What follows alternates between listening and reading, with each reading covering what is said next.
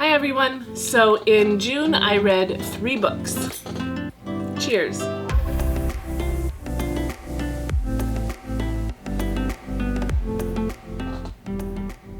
Gross. Okay, so I only read 3 books, which honestly that's incredible for me. There's been years when I've read 3 books total, and I read 3 books in 1 month, and I feel very proud of myself for having done so. The books that I chose are off of books I've seen often on YouTube from YouTube creators or TikTok, or they seem to be very popular books, and so I wanted to try them out and see what I thought. So I probably won't go into too much depth of the plot because you probably already know what they're about. I'll just go into more of my preconceived idea and then if it panned out. So the first book that I read is Such a Fun Age by Kylie Reed. This book, as I'm sure you already know, is about a 26-year-old black woman who is working as a babysitter for a white family, a very, very rich white family. There's a lot of themes around white savior complex. I read this book on audiobook, and there were several times when I had my hand in my head. I just stopped what I was doing and was like, no, please don't do that, please don't do that. Like, there's so much cringe happening in here, but it's supposed to. It's supposed to make you feel like, no, why are you doing that? Don't. There was a lot of that, and it was good, and it was spectacular, and it belonged in the book. The second major theme I saw in the book was around work and the idea of becoming an adult and what that means, and how much money you make and what job you have. I'm under the idea that any job that you have, regardless of what it is, should pay enough to care for yourself and your family. It could be McDonald's, it could be working at 7-Eleven, it could be whatever job, because the CEO sure can pay for their family. Why not you? Because you're the one doing the work.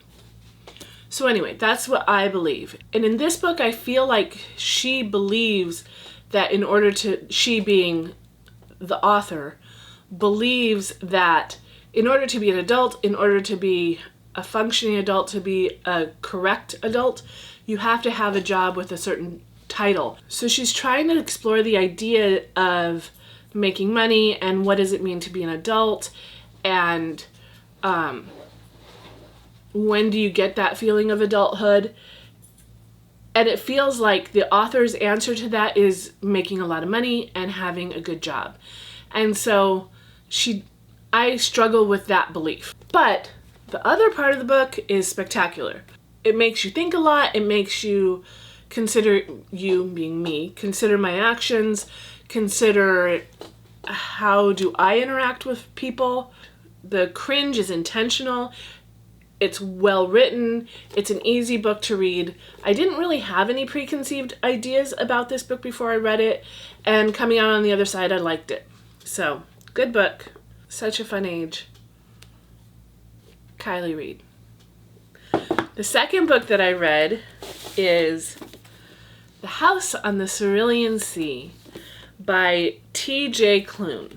I'm sure you know what this book is about because I've seen it everywhere. If you don't, I'm going to give a super fast summary. It's about this guy named Linus Baker who lives in this world where there are magical humans and non-magical humans. And he works for this state-run orphanage group that he goes to check on the orphanages that have magical creatures and make sure that they're okay. And he's sent to this one particular place to check on these very special magical children. And that's what the story's about. When I was watching different YouTube channels talking about this book, a lot of them described it as a hug in a book. So wholesome. Just this wonderful read. So warming. And quite honestly, that didn't really sell it for me too much. Those descriptions, although they are completely correct, didn't make me excited about reading this book. So I've had this book on my shelf for a few months. I've never picked it up because I wasn't sure about it. And the second I started reading it, I fell in love with this book. Yes, it is those things. It is a hug, it is wholesome, it is kind, but it is also so funny. I LOL'd at this book so many times. It is really good. There's a lot of characters, but each character is written completely uniquely and well-rounded. Each character has its own voice, and Linus Baker, who's the main character, you just fall in love with him because he is so flawed and so messed up, and everything that he does, you're with him for it. So there's one scene in particular. All it is a flower growing. That's the scene. It's about a flower growing. But because the author has created this world where you know what it looks like, you know how everyone feels, you can even see how they look, you know these characters in your heart. So when this flower grows, you understand completely how it affects each and every character. And it made me cry. It made me tear up. A scene with and even now thinking about it, I'm gonna tear up. It's incredible. There's this one part where I kind of guessed what the reveal would be. And even though I knew what the reveal would be, I couldn't wait for the author to take me there. It was wonderful to get there. I didn't care that I knew. I felt like I got this right when I needed it, right when I wanted it. It was the perfect thing to read, and I cannot wait until I want to reread it. This is the kind of book that when you're done reading it, you're just kind of like, oh, I wonder how Talia is. Well, Talia's not anyway, because she's a fictional character that you read in a book. It was great. I highly recommend this book. If it's on your shelf because you think it's a little too fluffy, it is fluffy. It is definitely sticky sweet, but it's sticky sweet in the perfect amount. Not too much, not too little. It's spectacular. The third book that I read is Matt Haig, The Midnight Library. There's this girl named Nora who is in a library, and on the shelves are all the different lives she could have led. And she can open the books and she can see what that life, had she made a different choice, what that life would be. And when I heard this premise, I thought this was an incredible idea. I was so excited to read this book because I love magic in my books, clearly. And it turned out this is basically a self-help book. Something will happen and then Matt Haig will tell you exactly what it means, exactly what he wants you to take from what you just read. So because of that, there's no mystery, there's no wonder, there's no creativity, there's no sense of learning or discovering from this book because he tells you exactly what to think. I like to have a book where I can pull things from it and put them in my life. Tell me a story and I'll grab something from that and see if it applies. I like reading it again and finding something new.